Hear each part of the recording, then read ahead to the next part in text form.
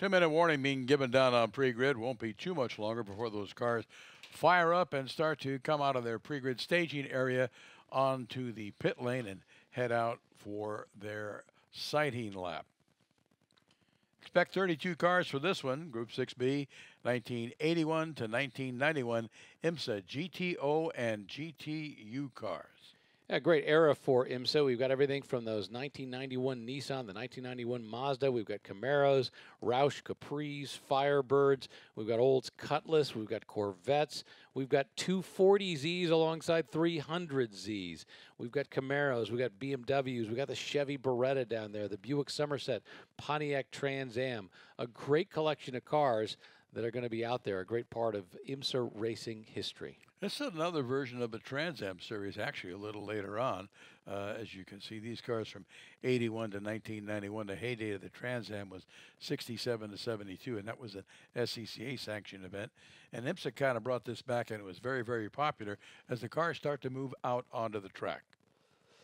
So let's give you the rundown of the cars that are going to be racing in this Group 6B 1981 to 1991 IMSA GTOs and GTUs. Craig Bennett out of Milford, Michigan, is in a 1991 Nissan 300ZX. Beside him is Joel Miller in a 1991 Mazda RX-7. Bill Ackerland up next, Holland, Michigan, 91 Chevrolet Camaro, 1985 Roush Mercury Capri, Ken Davis. Ken Epsman out of Santa Clara in a 1984 Pontiac Firebird. John McKenna out of Auburn, Washington in a 1985 Mercury Capri. Rick Jeffrey in a 1986 Chevrolet Camaro. Another 86 Chevrolet Camaro right alongside. That's George Crass. Steve Schuler is in a 1986 Ford Roush Mustang. Gordon Johnson out of Scottsdale is in a 1991 Olds Cutlass. Next up, a 1988 Chevrolet Corvette driven by Michael Malone. Walt Brown Jr. shares the row in an 87 Chevrolet Camaro. How's this for a famous IMSA name? Tommy Kendall in a 1982 Mazda RX-7. Michael Parsons in a 1990 Nissan 300ZX. John Murray drives a 1989 Nissan 240SX, a 1989 IMSA 240SX. Alongside that one's driven by Philip Mendelowitz. Steve Link out of Laguna Beach is in an 83 Camaro. Steve Walker in a BMW M3 from 1987. Nick Davidas driving a 1988 Chevrolet Beretta, an Olds Cutlass alongside 1990 model driven by Howard Matloff. David Doyle is in an 82 Pontiac Trans Am. Mike McNamee in a 1985 Buick Somerset. Bob Hardison driving a 1990 Oldsmobile, 1983 Chevrolet D'Atley Camaro alongside driven by Carrie Eisenlohr. Ross Myers in an 88 Ford Roush Mercure. Jonathan Ornstein in a 1990 Olds Cutlass. Toyota Celica GTO 1986 model, Eric Edenholm driving, Michael Hamig in a 1988 Chevrolet Corvette. Sean Coleman in a Chevy Camaro from 1983, Zach Brown in an 88 Audi 2000. Final row, Jeff Francis, 1983 Buick Regal. Chris Liebenberg completes the field in a 1991 Ford Mustang. That's your starting field for Group 6B, 1981 to 1991 IMSA GTO and GTU cars. Yesterday we saw great battles in the vintage Trans Am racing, and I have a feeling the battles are going to be just as good in this one. They're going to go wheel to wheel, fender to fender. Once again, the goal is not to have contact. This is vintage racing, but still, these guys are very competitive. The cars look great. They've got a lot of great performance, and it's great to see the Nissan Mazda battle up front, just like it was happening back in its day. Yeah, great selection of cars. The Chevrolet Beretta, the Mercury Capris that were put out by Roush Ford, Roush Mustangs. A little bit of everything out there. Buicks, Oldsmobiles, Pontiacs, a lot of GM representation. Corvettes as well, of course, and the Camaros. So once again, it's Mazda and Nissan on the front row. Then in the second row, it's an American second row. Well, we've got the Camaro, and then we've also got the Mercury Capri in the second row. So it's Japanese manufacturers, row number one. Row number two is American manufacturers. That number 33 car, the Scott Sharp looking car, Duracell sponsor, which I believe is the original paint on this. I think he's kept it in its original form, and his theory is, well, when I finally have to repaint it, I will, but until then, it doesn't look too bad. We're going to keep driving it. That one's being driven by Bill Aukerland. So they're coming down. Lights are off of the pace car. The pace car has exited the track. Now they're coming on the front straightaway. The job of the pole is to Craig Bennett is to keep them all lined up as he goes across the stripe. We're going to get a green flag. Yes, we do. Green flag, and we are racing in Group 6B with the IMSA GTOs, GTUs, and the Nissan takes the lead immediately, jumping ahead. But the Mazda trying to take it on the outside, and that's exactly, he's going to be able to pull it off. And in fact, the Camaro and the Mercure is trying, or I should say the Capri is trying to take the position as well, and he does just that. Wow, big change already in the first turn as the leader dropped 2 spots. He went from the pole to third. Craig Bennett in that Nissan 300ZX being passed by Joel Miller in that Mazda RX-7 number 62, and Bill Aukerland in the Chevrolet Camaro 32. So we got a Mazda, we got a Capri, we got a Nissan, then we got a Camaro. That's the 1, 2, 3, 4 going into this first lap as they come up the hill and start heading for the corkscrew. And there we've got the number 8 car. That's the car that's being, the 18 car that's being driven by Kenneth Davis. Looked like he was trying to take a look on the inside. He's got some power coming up the hill, trying to figure out if he can get a move on that Mazda up front. Yeah, you see the flame coming out of the side of the exhaust on the Mazda on the right-hand side, unburned fuel. When he backs off, gets off the accelerator to enter the corkscrew and head on down the hill. Bill Aukerland in the Camaro, the Duracell colors, flying down the hill. Now his job is to see if he can kind of reel in these first 2. He doesn't want to let them get away. And boy, I tell you what, Craig Bennett just got gobbled up on that first lap. And there you see the number 7 car. That's John McKenna, Mercury Capri as well. Remember back in those days, they had the Capri that they were driving. And so as a result, that was an IMSA car. You see it was very similar to the Mustang in its day. Yeah, similar bodywork, almost like Ford and Mercury with the Taurus and the Sable. Same car underneath, just a different body shell covering the works. But Miller looks pretty comfortable out there in that 1991 Mazda RX-7. Yeah, Joel Miller, he did get a tire off coming out of the Andretti hairpin, but he gobbled it back in very well and didn't have a problem with it. Now the biggest problem for Kenneth Davis in that Roush Mercury is he's got to figure out how to find a way to kind of catch up. I thought he had a little more horsepower. He was going to be able to pull him coming up the hill, but that Mazda has absolutely pulled away, which is interesting because, you know, back in 1991, the Mazda was doing very well, so it's very appropriate. The 1991 Mazda would be doing well again.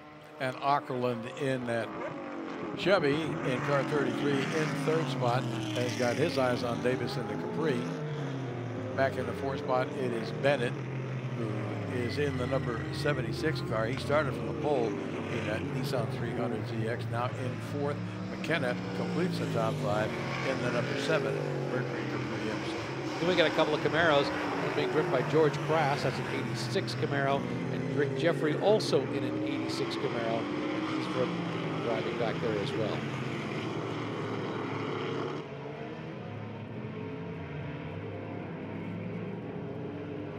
And it looks like the Oldsmobile Cutlass being driven by Gordon Johnson out of Scottsdale is already squeezed in between those 2 Camaros. There you see the number 8 car. That's being driven by Rick Jeffrey. And we've got the other Oldsmobile that is squeezed in between. So there's some great racing going on early on in this GTO-GTU race.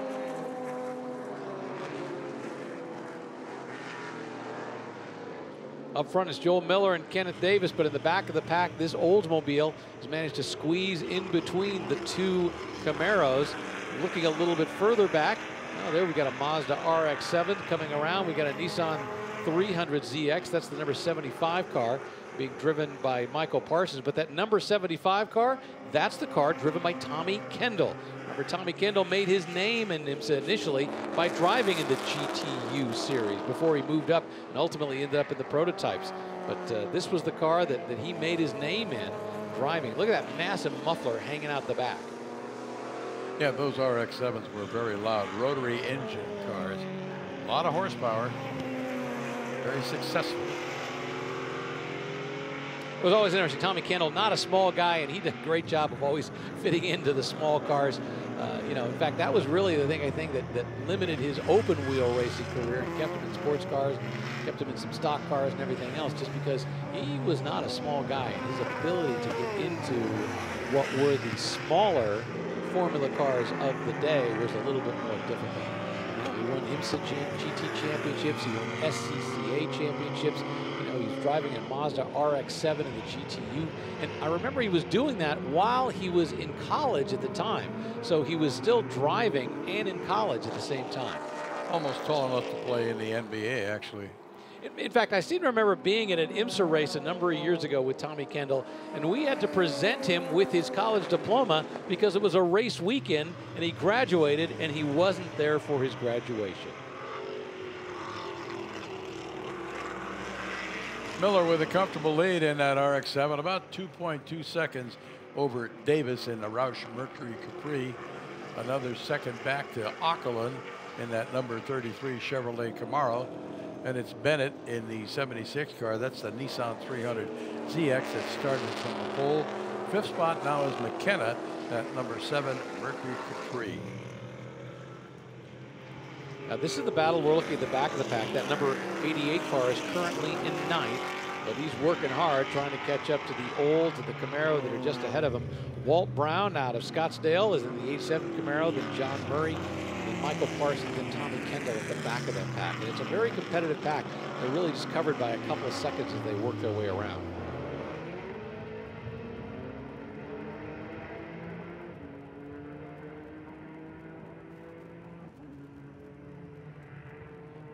And it's great seeing all the 7-Eleven colors, the Skull Bandit colors. So great to see the same paint schemes back out here racing again. As we were joking yesterday, who would have thought that when these companies were making the investment in their cars, like for example 7-Eleven, here they are years, decades later, still getting some play out of that sponsorship because everybody wants to see it in its original colors. It's a long-lasting benefit that they certainly didn't anticipate when they signed him. Good battle between that 7-Eleven, I think that's a Capri, I'll have to check on that, and the Skull Bandit Buick. Yeah, indeed, that's exactly what it is. It's a Mercury Capri being driven by John McKenna, George Crass in that Camaro right behind, and boy, he's close, but he just doesn't seem to have enough to get it. Now let's see, can he have a little more oomph going up the hill? Can he squeeze in on him just a little bit? And so far, he doesn't seem to be able to do that. Okay, that is a Camaro. I misidentified it as a Buick, so my bad.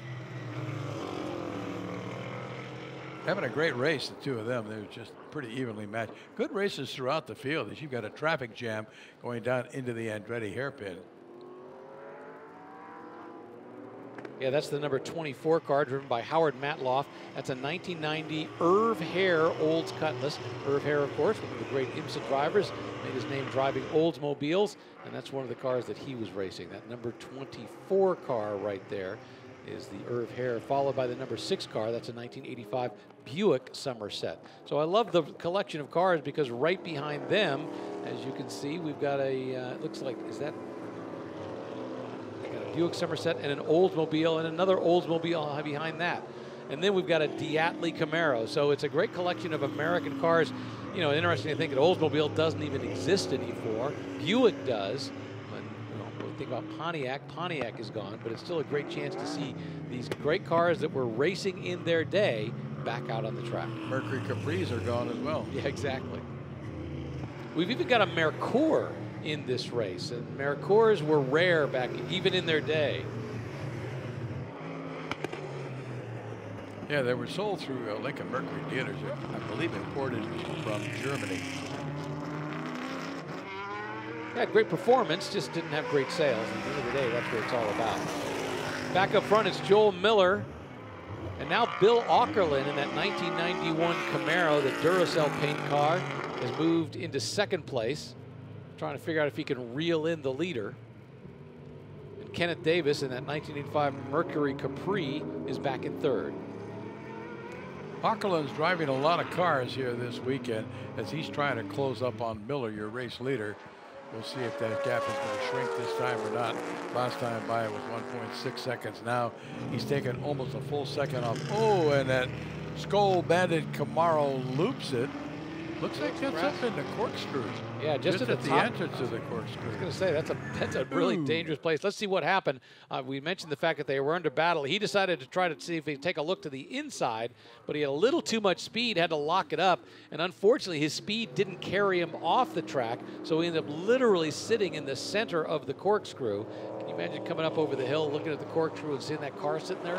Yeah, well, imagine what it looks like for him, sitting there looking through the windshield of cars coming at him at speed. All right, now Bill Aukerland is still trying to chase that Mazda. They're going through traffic. I think Aukerland was hoping that maybe the traffic would be a problem for the Mazda, but that's not the case. In fact, that it kind of held him up a little bit more as they're going through some of these back markers. That's the number 31 car that you see right ahead of them, being driven by Jonathan Ornstein. That's a 1990 Oldsmobile Cutlass. And Aukerland goes by him on the inside just at the entrance of the corkscrew and heads downhill in pursuit of Miller in that Mazda RX-7. Yeah, this has really allowed Miller to open up that gap. It was less than a second last time by. It's probably going to be about 1.5 or more. We'll check that the next time we monitor updates. Yeah, back markers can give and they can take away. There's Tommy Kendall in the number 75 car. He's still back in 11th place. Just about a second behind the car that's just ahead of him, that's being driven by John Murray. So it's a good battle back there, but he's just not quite close enough to be able to reel him in. Yeah, that gap between Miller and Aukerland, first and second, now is up to just about 2 seconds, 1.9. So the traffic worked in Miller's advantage this time. Yeah, the 03 car there, you see, he was able to gather it back up and get going again. But he lost quite a few places. He's now back in 13th. He's going to have to see if he can battle his way back up through the track.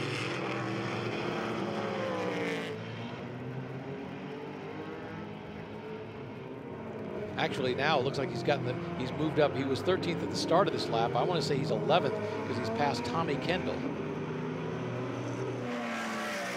Get our timing and scoring, and it looks like that's how it'll finally shake out.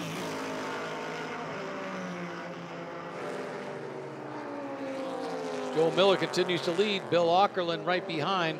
There the cars going down into the Andretti hairpin. That's the number 29 car.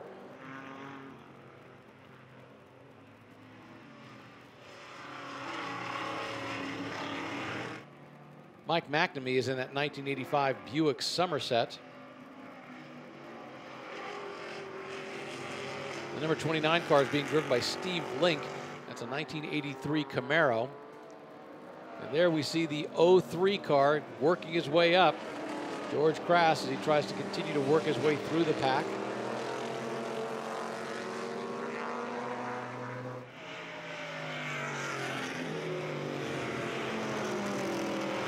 Miller has maintained that lead of just about 2 seconds over Aukerland. Miller, your race leader in that number 62 Mazda RX-7, and Aukerland in the number 33 1991 Chevrolet Camaro. And Craig Bennett in third spot. He actually had dropped to fourth, so he moved back up to third in that 76 1991 Nissan 300ZX. Kenneth Davis dropped to fourth in the number 85 Roush Mercury Capri, and John McKenna fifth in the 85 Mercury Capri car number 7. Mazda's all over the place out there. Mazda very successful for quite some time with the IMSA series. Back when Pete Halsmer was driving these cars. Remember Pete Halsmer, great Mazda driver, did a great job driving these back in the original era of these cars. Yeah, and he graduated to drive their prototype as well.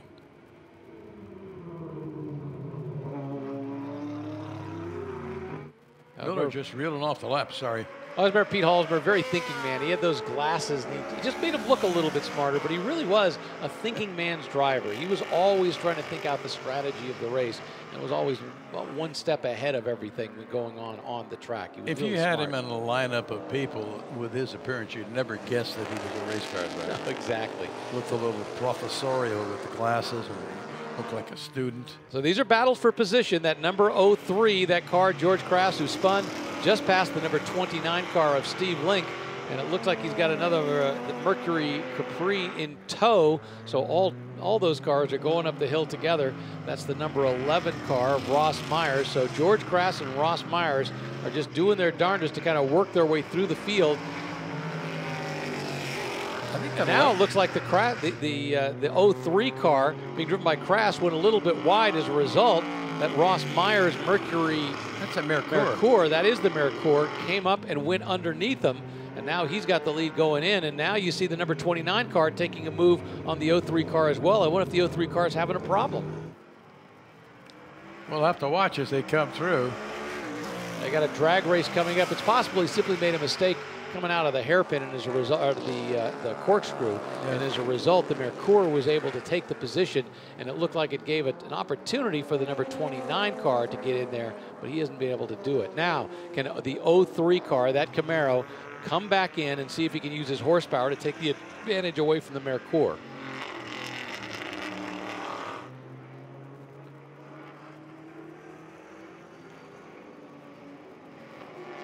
Once again, this is the battle for 11th and 12th. 10th is Ross Myers in that Mercure. 11th is Crass in the Camaro. Steve Link is in the Camaro right behind him. That's the number 29. And then the next car back that was passed by this pack was Tommy Kendall. I'm looking at our grid sheet, and Myers, according to this, started 25th or 26th. So he is really charged through. Yeah, the thing is, we only had 23 cars that actually took the green flag. So we have a number of cars that weren't in the mix right off the bat. But still, he was in the back of the pack. Bottom line, he was in the back of the pack, and he's done a great job of moving up.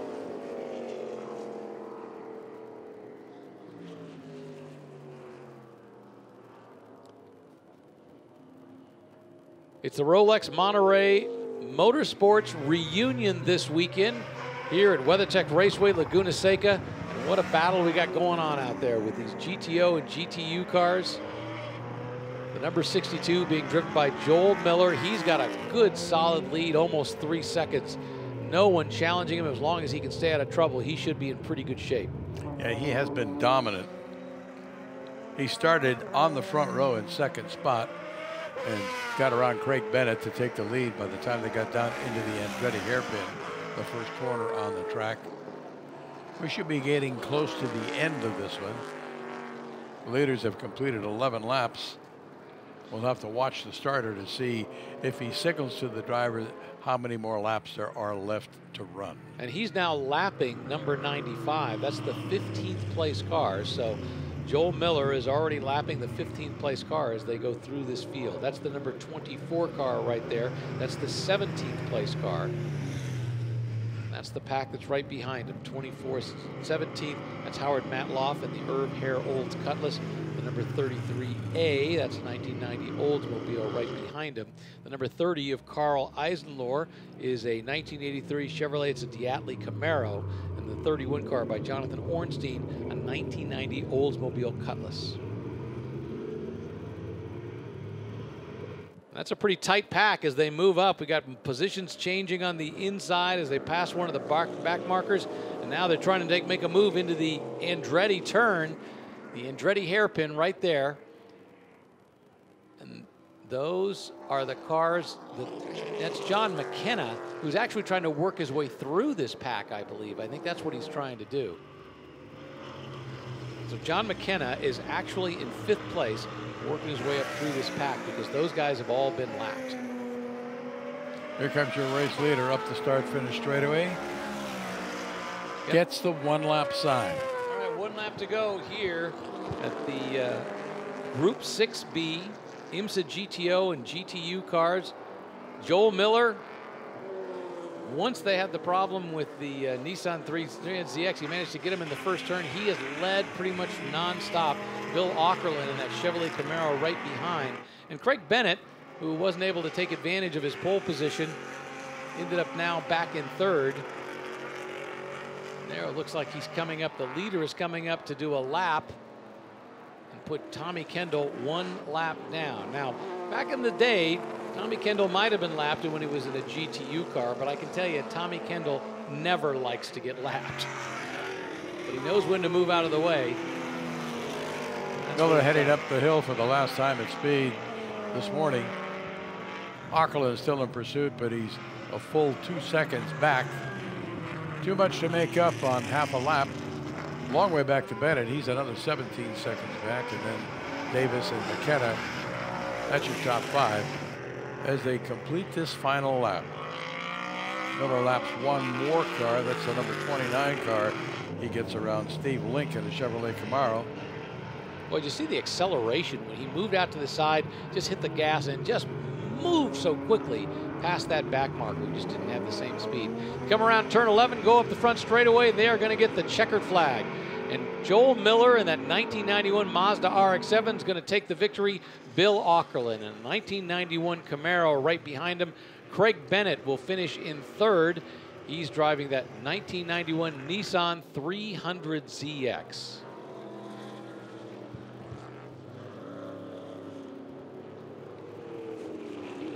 Look for Kenneth Davis to finish fourth in that 85 Mercury Capri. Then John McKenna in car 7 should be fifth in 85 Mercury Capri. Chevrolet Camaro Rick Jeffrey, car number 8, should be sixth, followed by Walt Brown at 28. Another Chevrolet Camaro, Michael Parsons in a 1990 Nissan 300ZX Turbo, number 75, 8th. Michael Malone, 9th in 88, the Chevrolet Corvette, and Ross Myers in the number 11, 88 Ford Roush Mercour, who started at the back of the pack, finishes in 10th. And Tommy Kendall, we saw him a number of times during the course of this race. Started 13th and finished 13th, so no big change for him, but he had to deal with a lot of the cars that were coming around him. And for a while he was in a battle in the pack he was in, but I think as things stretched out, it just didn't come his way in terms of being able to compete with anybody, and more importantly, to be able to pass anybody. Car still getting the checkered flag on that front straightaway. Joel Miller's in the middle of his cool down lap, but everybody else getting the checkered flag up front.